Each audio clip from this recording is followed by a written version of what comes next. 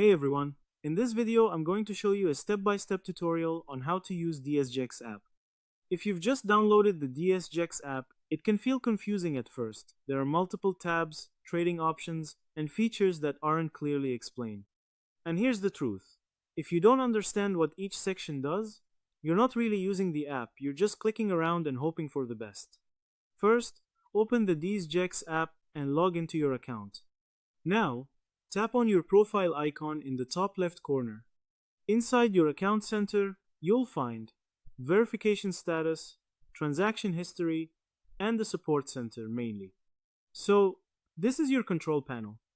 Now, on the main screen, you'll see different cryptocurrencies and their prices. This is your market snapshot. You can quickly check prices and see what's trending. Now tap on Market. Here, you'll see currency pairs, current prices, and price changes over time. This is where you analyze options before trading. You can compare assets, identify trends, and decide what to trade.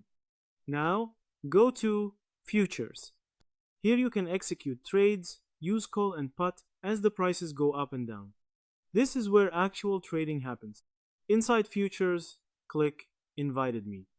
This pastes a trade code or link or initiates a manual follow-up order. Now go to Perpetual. Here you'll see isolated positions, trade amounts, entry prices, and trading options. Each trade is managed separately. Now go to Assets. What you can do here is view your balances, deposit funds, withdraw funds, and transfer between accounts. This is your financial hub.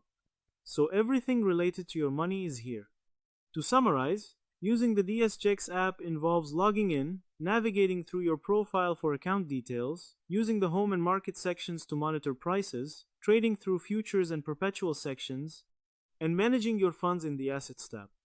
Each section serves a specific purpose, and understanding them helps you use the platform effectively. And that's how to use the DSJ app. Once you understand what each section does, the app becomes much easier to navigate and much safer to use.